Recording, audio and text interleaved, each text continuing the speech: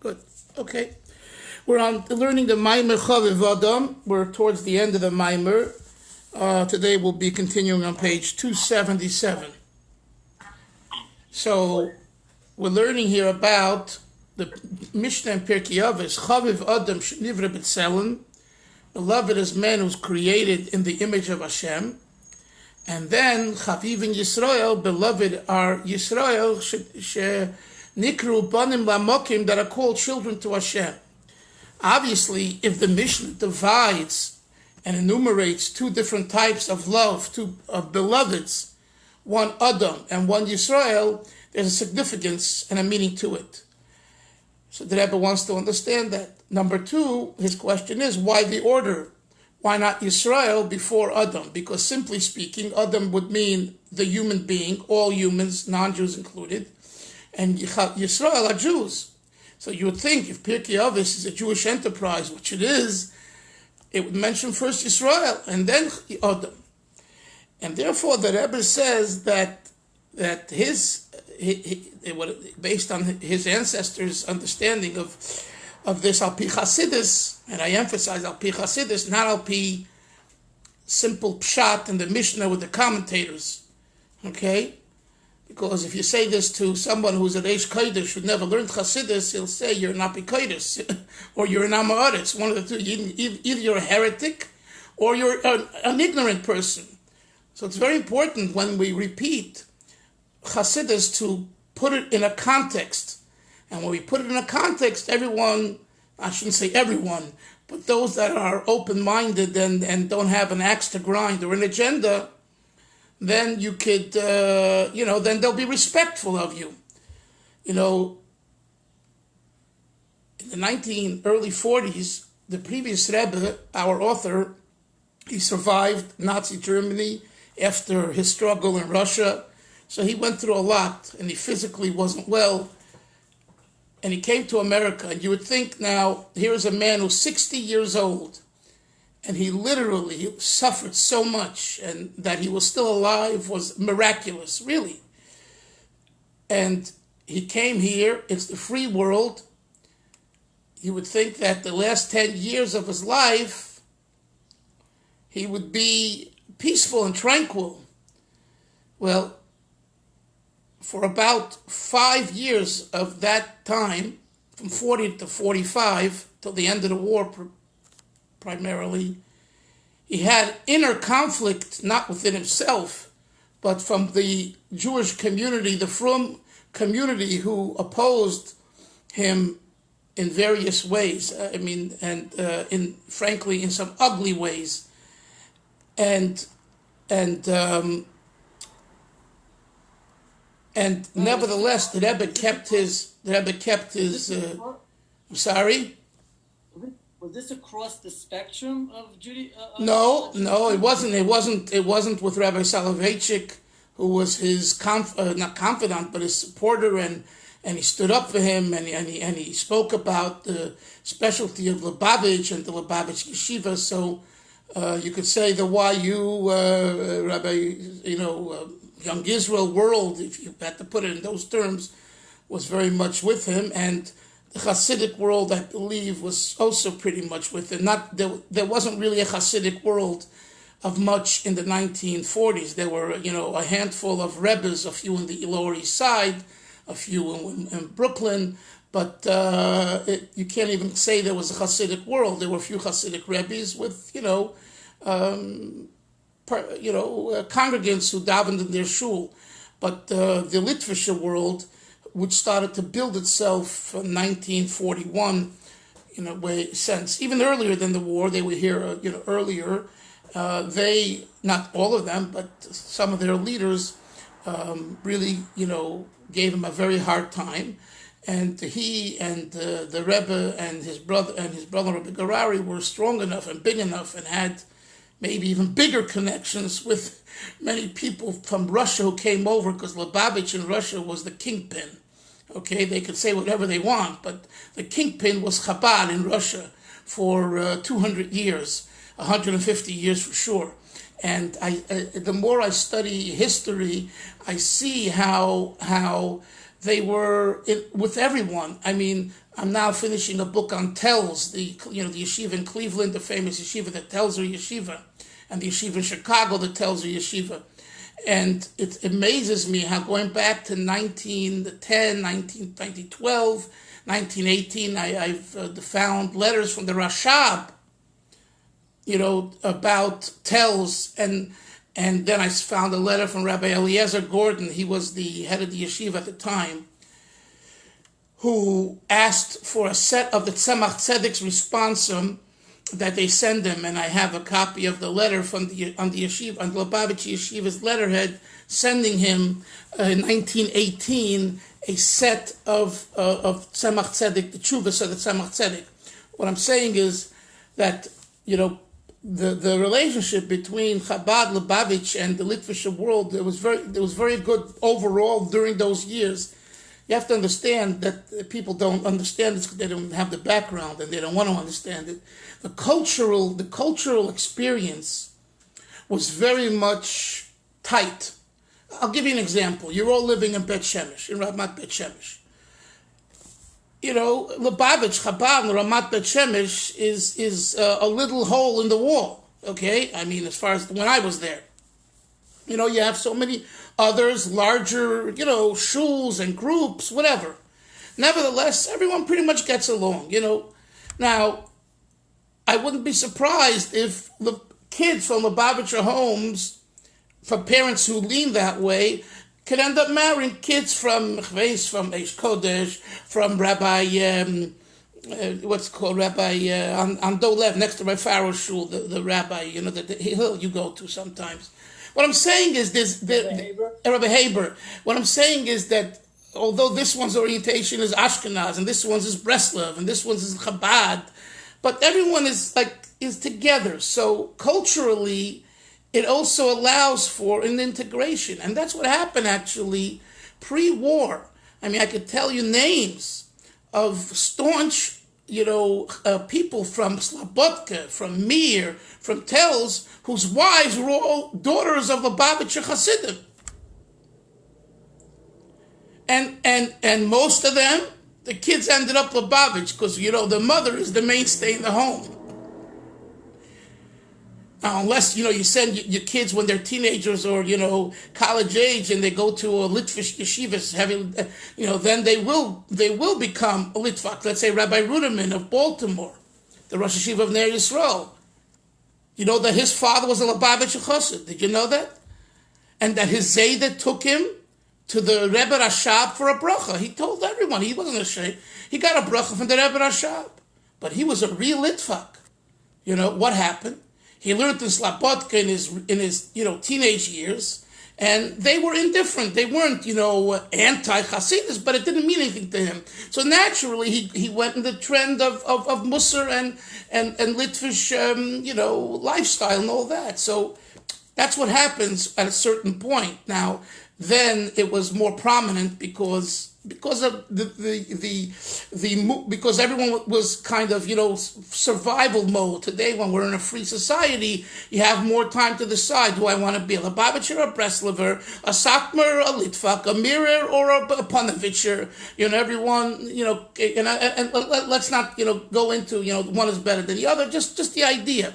So this you didn't have really in pre-war. When it came to America, everyone was positioning themselves.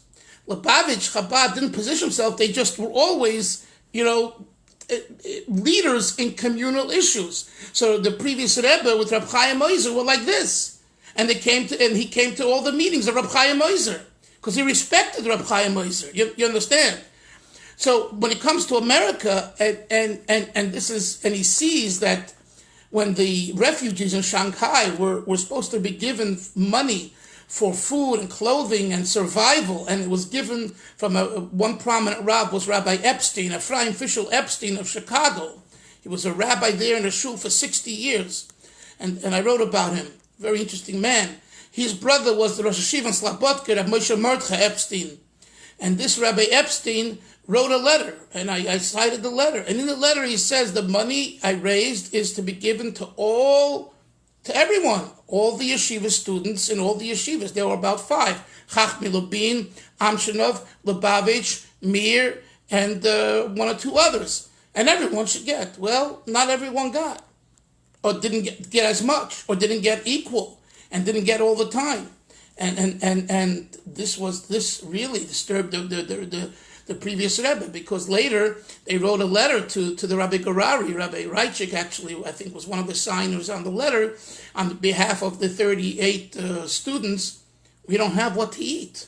To the point that Rabbi Chaim Shmulevich, the Rosh Hashiva in Mir, authorized some of his bracharim at 3-4 in the morning to go to the Lubavitcher students should come and they'll throw down food from the window.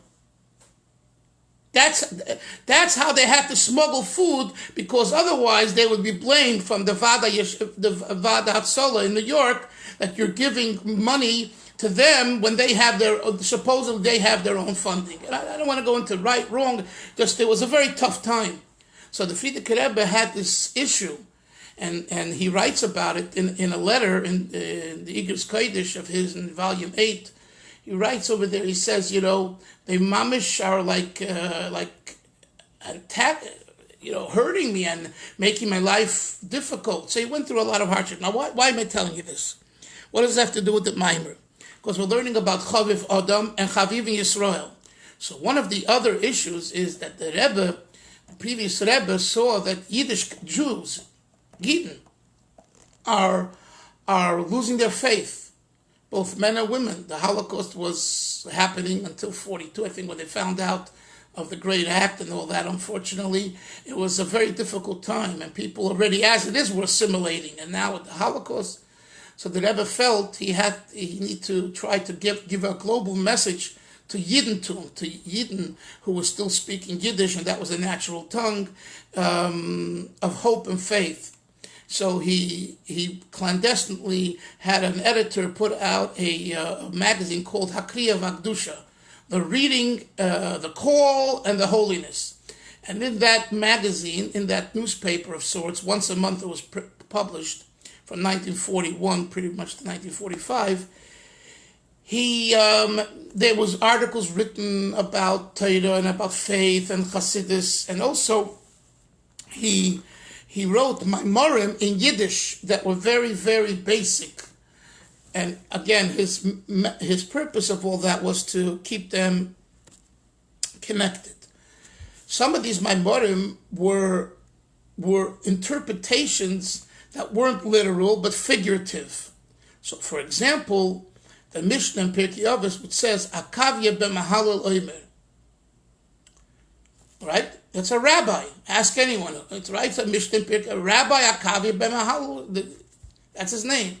The Frierdiker Rebbe said that Akavya b'mahalal oimer means Akavya is from the word akev, a heel. Mahalel is from the word hilul, hillel, which means to praise. Akavya b'mahalal oimer means that there'll be a time when even the heel will give praise to God. Who represents the heel? The Jews that are not very learned, right? Because the difference between the head and the heel is if you hit the head, it hurts and you can make some very severe damage. You hit the heel, it hurts less and it's not a big deal, right? So if you compare a head Jew to a heel Jew, one are the Talmidei Chachamim, and the heel Jew is the simpletons. So the Rebbe was saying that there'll be a time, and he was referring to the time of the Holocaust, when there were many Akavya Jews, heel Jews. And the Rebbe said specifically, then you'll give praise to Hashem, that'll bring Mashiach. When you, the heel Jew, will do Hillel, Akavya ben Mahalel, when you'll give praise, that will be only more of a reason for Mashiach to come. Well, the Litvaks, flipped out from that interpretation. Another example. It's a Mishnah in Bava Kama. Every child in yeshiva, when he begins learning Gemara, an ox who gores, a cow. What's the damage? Is it full damage? Is the ox a known nagach, a known banger? Is someone who continuously he's nagach, or is it not? So it's either chatzi nezik or nezik sholem, 50%, 100%. That's the Mishnah. And the Frierdiker Rebbe explains it in more spiritual terms, sherish nagach asapora, that it has to do with the type of Yetzer Hara Nefesh Abamis you have. Do you have a sure type of Yetzer Hara Nefesh Abamis, or a Chamor? And he talks about that. Or the Mishnah in Elu Metzias. Elu Metzias Shaloi, these are the Metzias you find, Ve'elu Chai V'Lachris, and these are the findings that you have to announce. Right? And the Mishnah continues. So the Rebbe brings the explanation that this is talking about a Jew who finds a soul, he finds a person in the street and he says, you're a Yid, come, put on tefillin, come to shul, come, make a bracha, say l'chaim, come, let's reunite your neshama. Then comes along someone else and he says, wait a minute, I'm the one who told him to even go there. So I should be the one who gets credit for his tshuva. So we have a machlokes. Who is the one who brought this neshama to tshuva? And the Mishnah says, Yachleiku, or whatever divide it. So all these, I just gave you 3 examples. All of these interpretations, the Litvak world pretty much at that time, and the leadership of the establishment, they were very upset, and they felt that the Rebbe is belittling the literal pshat in the Mishnah and the Gemara, which of course that wasn't his intent. So all I'm saying is that if you don't have a background, it's so easy to accuse and belittle. And what I was showing you is, and it took quite a while, I was hoping it wouldn't take so long, is that even Gedolim made this accusation 70 years ago, and it wasn't good. So it's very important to when you share Chasidus, especially if it's Chasidus that involves a Mishnah or a Gemara or a Halacha, to give a brief background so that the listeners have that perspective. And for example, when I spoke at Rabbi Maluman's Shalom Shul, several times, and although the Rav, asked me to talk, and, it was with his sanctioning, nevertheless, I gave them a context before I give over words of Chasidus, so they understand where I'm coming from, and therefore it's more acceptable. Now again, today everyone is giving interpretations, and everyone's making vertlach, and everyone is into segulas.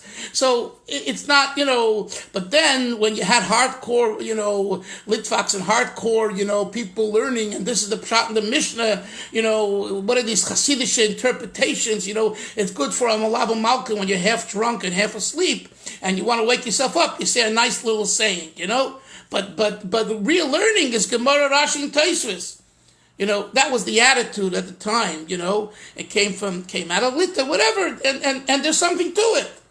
Don't think there's nothing to it. There's something to it. When there's time to do hardcore learning, it's hardcore learning. It's not time now for pshetlach, that you do when you don't have the mind to learn for whatever reason. Today it's a different environment. Today, on the contrary, what inspires someone at a Shabbos table is a word. Imagine you're going to tell them a pilpul, you lose your crowd. You're losing before you even, So it's a whole different scene. But nevertheless, there are those wannabes who convince themselves that they're holier than thou and more learned than thou, and they look up the Panovich Talmud, and that's the ultimate, and I'm about to shuva, and and that's what I have to strive for. And frankly, some of their kids and grandkids are already in the system. And I saw this in Eish Kodesh, meeting different people who had kids come Bein Asman in different times. And I observed a very interesting dynamic. Some of them came from Shara Yosher and the various Baal Tshuva yeshivas in Yerushalayim and in America. not Shari Yeshiv, out in Far Rockaway, Rabbi Freifeld's yeshiva, and their kids were already very right wing, Ponovich, Mir, Slabotka, Chevron, and and some of them invited me to their home, and I came, and they wanted me to share Chasidus, and hoping that their kids would catch on.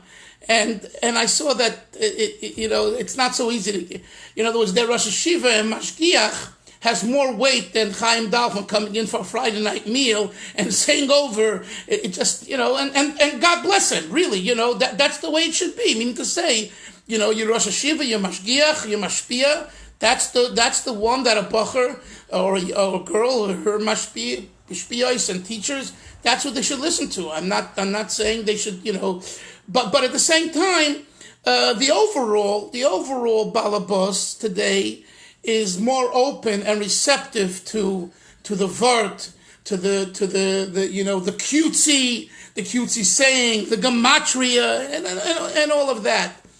So Choviv Adam and Chaviv in Yisrael, and the Rebbe says Choviv Adam does not refer to a Gentile. He says it refers to a Jew. And again, not that the pshat is wrong, but his interpretation is that based on the Hasidic thinking, I'm going to share with you that Choviv Adam is a human being, is a Jew. So why is he called Adam? A Jew is a Jew. Chaviv in Yisrael. Why is it called Adam? So he says because it's talking about the nefesh hasichlis, the human, rational, logical soul and drive within the Jew. And since it's open to seichel, and it is guided and harnessed by seichel, by logic, therefore we attribute it to Adam versus Yisrael, because Yisrael is Yoni Elokis. A Jew is all about the neshama Elokis. And by the way, every Jew, from Fry, even some that might be anti-Semitic against Jews, like we've discussed, there's a nefesh elikis there. They're in big exile, but there's there nefesh elikis. But a chaviv adam is the nefesh hasichlis. So then the Rebbe says, so how did the two get together? And what's the purpose? What is the purpose of having, we have a nefesh abamis, we have a nefesh elikis, they're on two ends of the spectrum, and then we have in the middle a nefesh hasichlis. And the Rebbe says, this is the purpose of why Hashem created us, to synthesize the nefesh abamis and the nefesh elikis, to be able to talk to each other and make a wholesome experience by utilizing the virtue of both. What's the virtue of both? So he taught us that the virtue of the nefesh abamis is passion. Passion. The virtue of nefesh elikis is godliness. Without the nefesh abamis, you can have godliness, but in an apathetic, cold way. Without the nefesh elikis, the passion can be and is usually drawn and used for inappropriate things, for no good things. So the nefesh elikis tells the nefesh abamis, I want your passion for God, and the nefesh abamis tells the nefesh elikis, I want your godliness to make my passion holy. But wait a minute, we're so far from each other. It's a generation gap. So the Eibishter made that he gave us a nefesh hasichlis who understands both languages and both ideologies and both philosophies. And the nefesh hasichlis says, listen, nefesh abamis, I understand you're a behemoth. You want to indulge. And I will give you guidance and justification for your taivas, but since I'm doing it, I'm seichel. I don't act like a behemoth. I have to be able to support it and prove it. So automatically, you know what that does? It cools off the negative passion. Then the nefesh hasichlis turns to the nefesh elikis and says, I understand you. All you want is Hashem. You don't want to work. You want to just be in Beis Medrash and the shul and daven and learn and you want to be with the angels. Well, my dear friend, Hashem put you on earth to work every day, and you have a family, and you have to do something that's going to bring in a parnasa, and I will help you find ways where you can be a godly man in the workforce. Oh, so each of them sees that the nefesh hasichlis is an interested negotiator. that doesn't have an ulterior agenda that is against them, but rather works for them, they allow him to be part of the experience. And ultimately, the nefesh hasichlis, which is the place where there is free will, as we discussed at length, it brings together the right and the left, the nefesh habamis and nefesh hasichlis. And that is why this Mishnah of Choviv Odom and Chaviv Yisrael is such an important Mishnah, because Hashem is saying, Choviv, I love this. I love the unity between Adam, the Nefesh HaSichlis, and the Nefesh HaElokis, and of course the Nefesh Habamis. Because that's why I created you, and that's why I gave the Torah. This is an overall summary of what we learned till now. Let's go to 277 now. And we are at, hold on.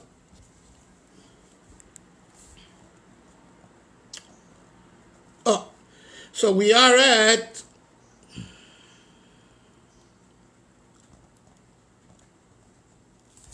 about 1, 2, 3, 4, 5, 6, 7. 7 lines from the top of the page, 277.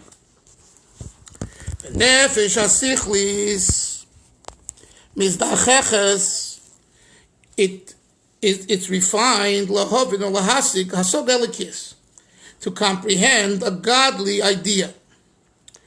Umizman lizman mizborer umizdachich hanefesh habamis, and from time to time the nefesh habamis is refined umisale hanefesh hasichlis.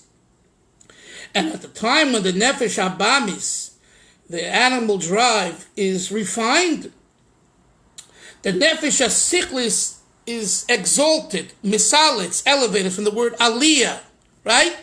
It comes to the floor. Uvehem val yodem nasa nefesh elikis b'chinas mahalach. And the Rebbe says, uvahem, now you see it's plural, through them, through the nefesh hasichlis, and the nefesh habamis, va'al yodam, and through them, nasa nefesh elikis b'chinas mahalach. There's something called a mahalach, a walker, a goer. In other words, you go. Normally, there is the idea of an oimet. You're limited to what you are. You know, this is who you are. You're called an oimet. You're standing. Why are you called you're standing? Because you're limited to your kaf. So if you're a chesed person, it's chesed, gevura, rachamim. But the Eibishter, a neshama, in truth, a soul, a nefesh elikis, a soul, is limitless. So how does it attain its limitless? How is that revealed better? How is that revealed? Through, excuse the expression, the kick in the pants that it gets from the nefesh bahamis and the nefesh hasichlis. The passion that goes through the logic says, hey nefesh elikis, stop boxing yourself in and saying, I only know my rabbi and my yeshiva.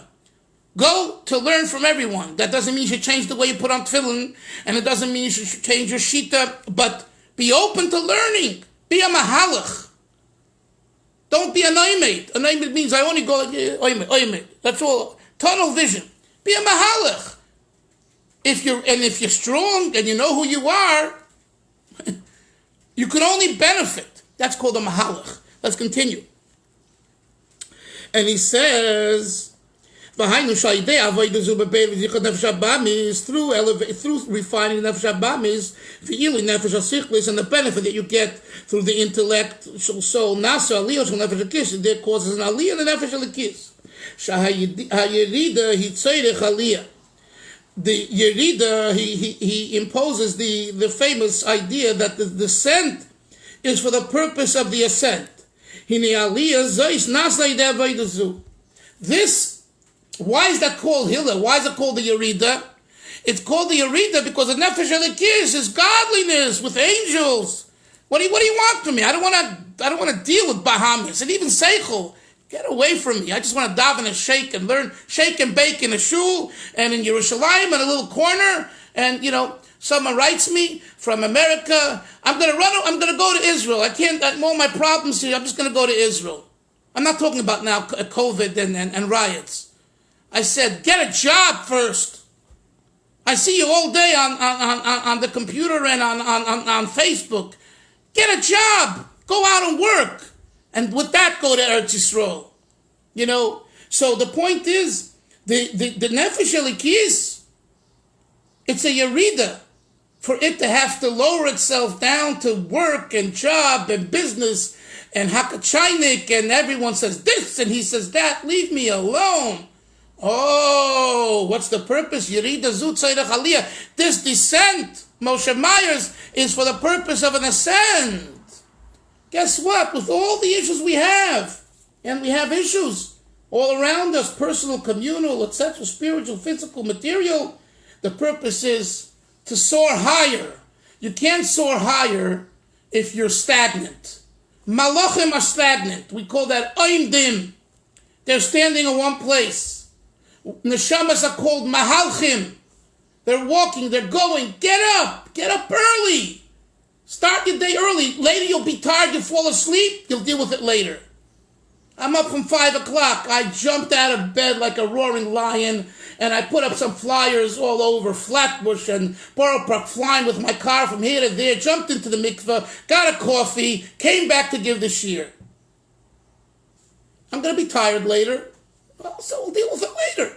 Mahalchim, you got to go. As long as you're alive and you're not sick in a bed. I had 2 weeks of COVID. I couldn't move, and I thought that was it. I didn't actually think that was it. I knew I was going to live. I never thought of dying, Baruch Hashem. I knew for sure, I'm for sure. Well, what do we know, you know? But for some reason, I had a sensation, this is a tough one, and, you know, I got to get through it, but I'm coming out of it. And Baruch Hashem.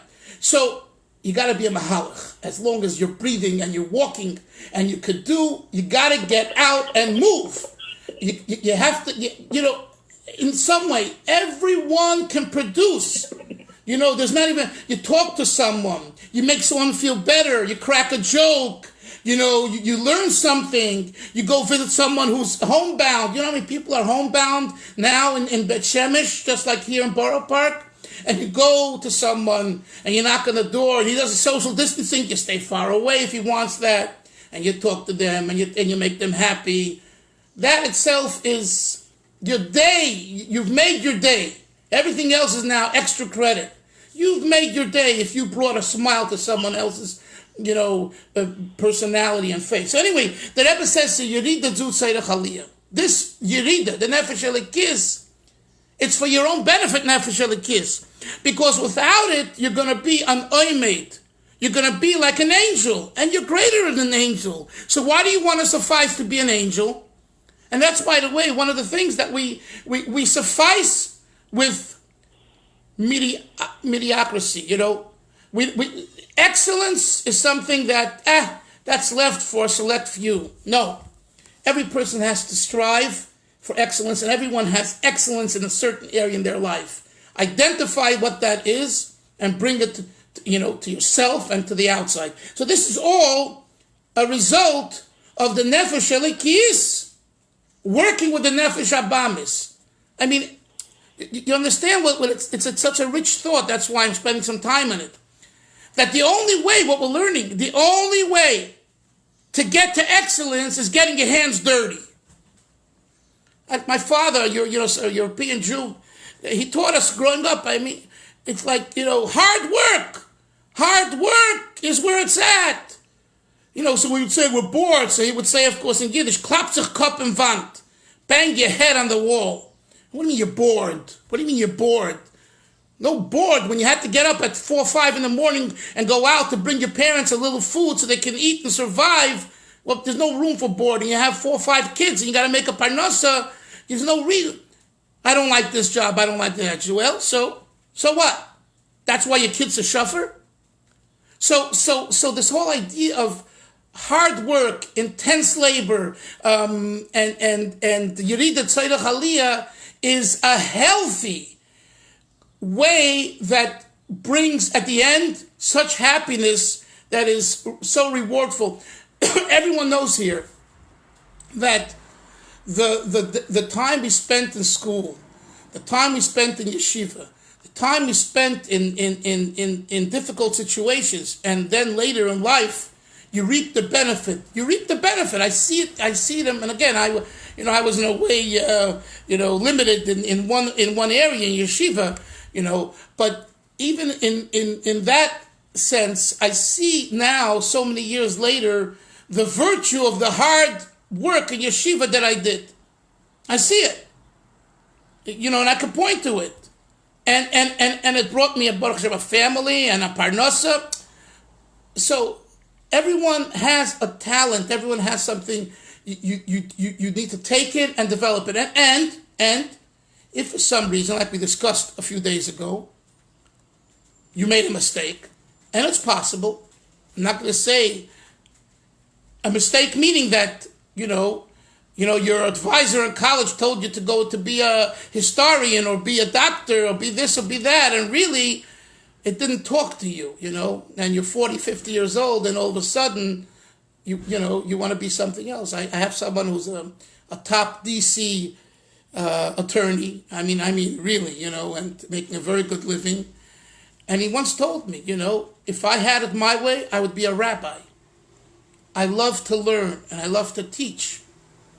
And, and what am I doing? I'm ultimately saving companies, billion-dollar companies. And yes, I get paid for it very nicely. But that's not really what I want. I love to teach. And Torah is so here's a person who's 50, 60 years old and very successful, very prestigious, very accomplished, and a very, very fine person. Nevertheless, there's a part that, so what do we do? What do you do about that? You know what you do? You do what you guys are doing. You learn every day. And then when you have a chance Shabbos to give a Dvar Torah in a shul or here or there, you do that. And maybe one day you'll finish with all your business. And if you really want to be a rabbi, if you want to be a teacher, you'll go into a school and you'll teach. My mechutna v'sholem, he worked very hard in America, made aliyah, came to Eretz Yisrael, and he told me that he loved to go into schools with autistic children and young children and teach them and talk to them. And part of what he did the last few years of his life is he did that up in Nariya. So a person should not exclude that part that really, is something they want to do, but there's a time for it. There's a time for it. There's a time. I'll get to that. I'll get to that. But right now, I have to raise my family, get them married off, settle down, and then I could pursue more of my dreams. Rabbi Isai, we didn't learn much insight today, but I hope you appreciated the conversation. Any comments? Very much. Very much. Thank you. I enjoyed. Yeah. We somehow need to share these things with all the other people. We should have 200 people on the Zoom here. No, I'm saying it's it's good learning, it's good conversation. Maybe if we called it Musar, we would have more people instead of Chasidus. I don't think so. You think so? I call it life tools. Life tools. Call it life tools. Moshe Myers, you could call it and market it any way you want. And if you want me to change the word Chasidus to life tools, I'll even do that. Because when they see my beard, they'll know that this is a Lubavitcher speaking. So call it life tools, call it Musar. You can't get away from it. But I'll call it life tools too. Okay. Anyway, guys, have a great day. Be matzliach, be freilach. Mashiach is coming soon. Sei gesund. Bye-bye. Take care. Amen.